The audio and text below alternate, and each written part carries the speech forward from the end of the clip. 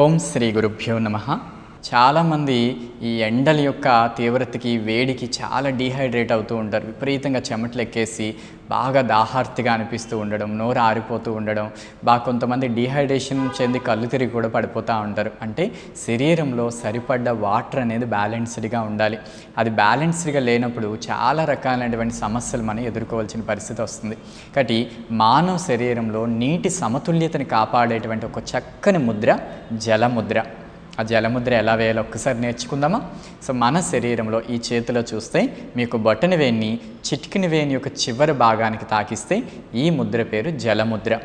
ఈ జలముద్ర మనం వేయడం వల్ల వాటర్ అనేది బాడీలో బ్యాలెన్స్ అవుతుంది. మనం ఎప్పుడు కూడా బ్యాలెన్స్డ్ వాటర్ కండిషన్ మెయింటైన్ చేయగలుగుతాము. డీహైడ్రేషన్ అవ్వకుండా మన శరీరం మనల్ని కాపాడుకుంటుంది. అలానే శరీరంలో నీటి సంబంధితమైనటువంటి ఏదైతే రక్తం కానీ లోపల ఉండేటువంటి ఇంట్రాసెల్యులర్ ఫ్లూయిడ్స్ కానీ ఇవన్నీ కూడా బ్యాలెన్స్డ్గా ఉంటాయి. శరీరం ఎప్పుడు చల్లగా ఉంటుందండి. కొంతమంది శరీరాలు మీరు చూస్తే హీట్ బాడీస్ అనమాట, వాత శరీర తత్వం అంటారు. వాళ్ళు ఎప్పుడు వేడిగా ఉంటారు, బాడీని తాకితే చాలా వేడిగా కనిపిస్తారు. సో అట్లా వాత శరీర తత్వం ఉన్నవాళ్ళు వేడి చేసింది అంటూ ఉంటారు, ఏది తిన్నా వేడి చేసేస్తూ ఉంటుంది. అలా మాటిమాటికి వేడి చేస్తున్న వాళ్ళు, లేదా వేసవకాలం యొక్క ప్రభావం వల్ల కూడా బాగా హీట్ ఎఫెక్ట్ పొందేవాళ్ళు, ఇలాంటి వాళ్ళు రెగ్యులర్గా జలముద్రను ఆచరించండి. మీరు మీ శరీరం బాగా బాడీ యొక్క టెంపరేచర్ బ్యాలెన్స్ అవుతుంది. ఎట్లాంటి పరిస్థితినైనా మీరు తట్టుకోగలుగుతారు. అలానే లోపల ఉండేటువంటి ఇంట్రాసెల్యులర్ ఫ్లూయిడ్స్ బ్యాలెన్స్డ్గా ఉంటాయి. మంచి ఆరోగ్య స్థితికి ఈ జలముద్ర మీకు ఎంతగానో ఉపయోగపడుతుంది. మనలో చాలామంది తెలియని భయం, ఆందోళన, ప్రతిదానికి కంగారు పడడం, ఉత్తినే భయపడిపోవడం, రకరకాలుగా టెన్షన్ తీసుకోవడం ఇవన్నీ చూస్తూ ఉంటాం కదా. సో చాలామందిని మనం వీడేంటి ఇంత పిరుగ్గా ఉన్నాడు అని చెప్పేసి కూడా అంటూ ఉంటాం కదా. సో ఇట్లా ధైర్య సాహసాలు అందరూ కోరుకుంటారు. నిజంగా ఈ రోజుల్లో బ్రతకాలంటే తప్పకుండా ధైర్యంగా ఉండాలి. ఎందుకంటే సమాజంలో అనేక రకాల పరిస్థితులు, రకరకాలైనటువంటి ఇబ్బందులు గురి చేస్తూ ఉంటాయి. అయితే ఈ విధంగా ధైర్య సాహసాలను మనలో పెంచేందుకు ఒక చక్కని యోగ పద్ధతి ఉందంటే మనం నేర్చుకోవాలనుకుంటాం కదా. సో ఆ పద్ధతి ముద్రలు చాలా సులభమైనవి. ఈ ముద్రలో మనకి ఆది ముద్ర అనే ఒక ముద్ర ఉందండి. ఈ ఆది ముద్ర ఆచరించడం ద్వారా మనలో ధైర్య సాహసాలు పెరుగుతాయి. ఎప్పుడు కూడా ధైర్యంగా ఉంటాం. దేన్నైనా ఎదుర్కోగలిగేటువంటి మెంటల్ స్టెబిలిటీ మనలో డెవలప్ అవుతుంది. మరి అటువంటి ఆ ఆది ముద్ర ఎలా వేయాలో తెలుసుకుందామా? ఒకసారి చూడండి. మీ యొక్క బొటన వేలిని చిటికిన వేణి యొక్క చివరి భాగంలో తాకించాలి. ఈ బొటన వేణు చిటికిన వేణి యొక్క చివరి భాగంలో తగిలించి ఈ పైన ఉండేటువంటి 4 వేలను కూడా ఫోల్డ్ చేసి ఈ విధంగా పిడికిలు బిగించాలి. సో ఈ విధంగా పిడికిలు బిగిస్తే ఈ ముద్రని ఆది ముద్ర అంటారు. ఈ ఆది ముద్ర మీరు జాగ్రత్తగా గమనిస్తే మనం సమాజంలో కూడా చూడండి, కొన్ని ధైర్యానికి, సాహసానికి ప్రతీకగా ఉద్యమాల్లో కూడా ఈ విధంగా పిడికిల గుర్తును చూపిస్తారు. పిడికిలు అంటేనే ఒక రకమైనటువంటి ధైర్యం, సాహసం. సో దీన్ని గుర్తుగా మనం ఈ ముద్రని సమాజంలో కూడా వాడుతూ ఉంటాం కదా. సో ఈ ముద్ర మనలో ఒక ధైర్యాన్ని నింపుతుంది. ఎక్కడ 10 మందిలో మీరు మాట్లాడే పరిస్థితి వచ్చినప్పుడు, లేదంటే ఎక్కడైనా మీరు ఏదైనా ప్రదర్శన ఇవ్వవలసి వచ్చినప్పుడు, సో మీరు ఒంటరిగా వెళ్తునేటప్పుడు మీరు ఏ విషయానికైనా మీరు భయం ఫీల్ అయితే వెంటనే ఈ విధంగా పిడికిలు గట్టిగా బిగించి ఒక 10 నుండి 15 నిమిషాల పాటు ఈ ముద్ర వేయండి. మీలో మీకు తెలియని ఒక ధైర్యం ఏర్పడుతుంది. మీరు ఏదైనా నేను సాధించగలను అనేటువంటి మీ మీద మీకు నమ్మకం ఏర్పడుతుంది.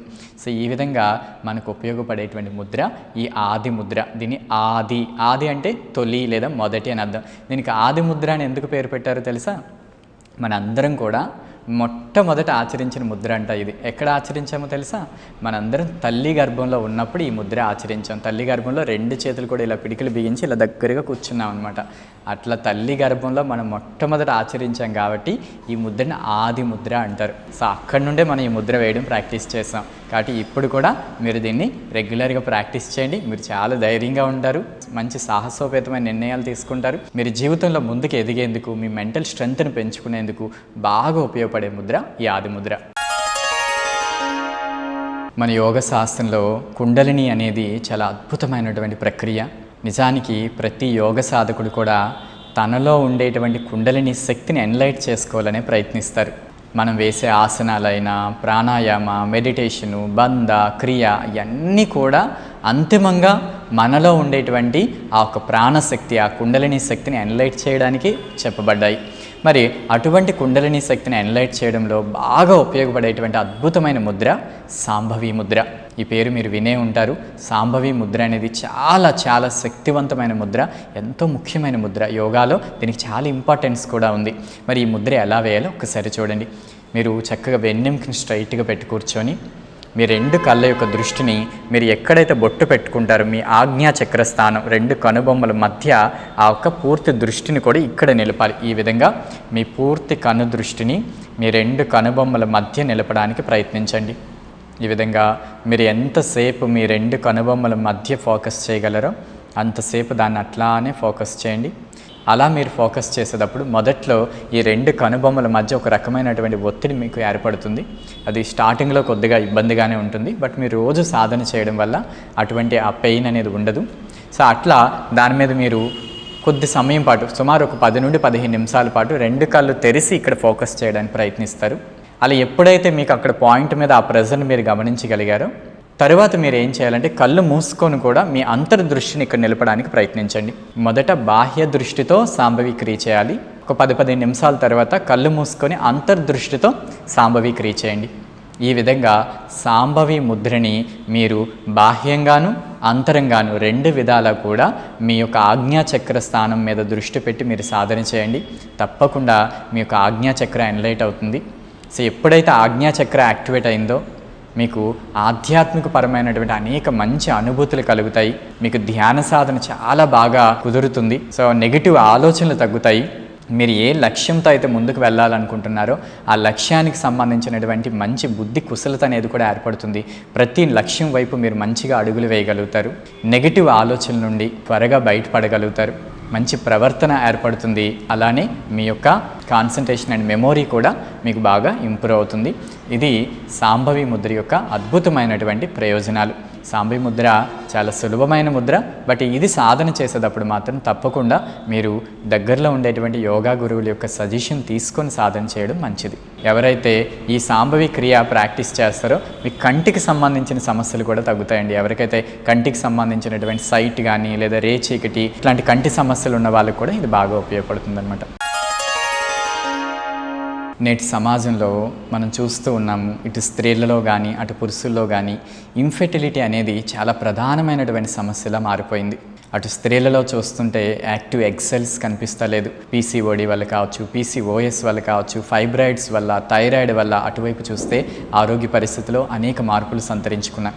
సరే, ఇటు పురుషుల వైపు చూస్తే చాలా మందిలో స్పెర్మ్ కౌంట్ సరిపోవట్లేదు, స్పెర్మ్ మొటిలిటీ ఉండట్లేదు. అనేక సమస్యలు ఈరోజు పురుషుల్లో కూడా మొదలై ఉన్నాయి. మరి ఇదే సమస్యలు ఇలానే మొదలైతే రేపటి తరంలో పిల్లలు పుట్టడం అనేది కూడా చాలా గగనమైపోయేటువంటి పరిస్థితి ఏర్పడినా మనం ఆశ్చర్యపోకర్లేదు. మరి ఈ పరిస్థితికి ఉపయోగపడేటువంటి చక్కని ముద్ర అశ్విని ముద్ర. అశ్వం అంటే గుర్రం అండి. గుర్రం అత్యధిక లైంగిక సామర్థ్యాన్ని కలిగి ఉంటుంది అని చెప్పి మన శాస్త్రాలు చెప్తారు. కాబట్టి ఇటువంటి అశ్విని ముద్ర ఆచరించడం వల్ల ఏదైతే ఈరోజు పిల్లలు పుట్టడానికి అవంతరంగా ఏర్పడుతున్నటువంటి శారీరక సమస్యలు ఏవైతే ఉన్నాయో ఆ సమస్యల నుండి బయటపడడానికి కావలసినటువంటి ఆ శక్తిని మనం పొందడానికి అశ్విని ముద్ర ఉపయోగపడుతుందంట. మరి ఈ అశ్విని ముద్ర ఎలా ఆచరించాలో జాగ్రత్తగా వినండి. సో మనం వెన్నెముకని నిట్ట నిలువుగా పెట్టి మన యొక్క గుదస్థానం వద్ద, అంటే మన యానస్ ఏదైతే ఉందో మన మలద్వారం, ఆ మలద్వారం వద్ద ఉండేటువంటి కండరాలు ఏవైతే ఉంటాయో యానస్ దగ్గర ఉండేటువంటి కండరాల్ని పైకి లాగి కిందకి విడిచిపెడుతూ ఉండాలి. ఈ విధంగా సంకోచ వ్యాకోచాలు ఇస్తూ ఉండాలి. అంటే మీ మలద్వారం యొక్క కండరాలు, మీ యానస్ యొక్క మజిల్స్ని పైకి లాగడం వదలడం, లాగడం వదలడం, లాగడం వదలడం. ఈ విధంగా కనీసం ఒక 10 నుండి 15 నిమిషాల పాటు మీ మలద్వారాన్ని సంకోచ వ్యాకోచాలకు గురి చేయండి. ఈ విధంగా ఎప్పుడైతే మీరు కాంట్రాక్ట్ చేశారో సో దానివల్ల మీ యొక్క క్రింది శరీర భాగాలన్నిటికి కూడా, అంటే మన లోవర్ బాడీకి ప్రాణశక్తి అనేది బాగా అందుతుంది. ఈ కింది శరీర భాగాల్లో ఉండేటువంటి అవయవాలన్నీ కూడా ఉత్తేజవంతమవుతాయి. ముఖ్యంగా లైంగిక అవయవాలకి శక్తి ఏర్పడుతుంది. అది స్త్రీలలోనైనా పురుషుల్లోనైనా లైంగిక పరమైనటువంటి చైతన్యానికి, లైంగిక పరమైనటువంటి సమస్యల్ని మీరు ఎదుర్కోవడానికి కావాల్సినటువంటి శక్తి మీకు అందుతుంది. అలానే ఈ యొక్క అశ్విని ముద్ర రెగ్యులర్గా ప్రాక్టీస్ చేయడం వల్ల ఈరోజు చాలామంది ఎదుర్కొంటున్నటువంటి ఫైల్స్ కానీ ఫిస్టులా ఫిషర్స్ వంటి మల ద్వారం వద్ద వచ్చేటువంటి సమస్యలు ఏవైతే ఉన్నాయో ఈ మూల వ్యాధి సంబంధిత సమస్యలకి ఈ అశ్విని ముద్ర చాలా బాగా ఉపయోగపడుతుంది. కాబట్టి సులభమైనటువంటి ముద్ర, ఈజీగా మీరు ఎప్పుడైనా ప్రాక్టీస్ చేయొచ్చు. సో మలద్వారాన్ని పైకి క్రిందికి సంకోచ వ్యాకోచాలు చెందిస్తే దీన్ని అశ్విని ముద్ర అంటారు. లైంగిక పరమైనటువంటి శక్తి పొందేందుకు ఎంతో బాగా ఉపయోగపడేటువంటి చక్కని ముద్ర అశ్విని ముద్ర. వాయుముద్రని చూపుడు వేణి యొక్క మధ్య భాగాన్ని తాకాలి. ఇలా తాకితే దీన్ని వాయుముద్ర అంటారు.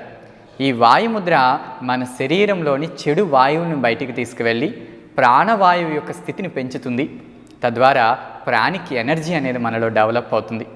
అలానే మన శరీరంలోని చేరినటువంటి చెడు వాయువుల చేత నొప్పి ప్రభావం కూడా పెరుగుతుంది.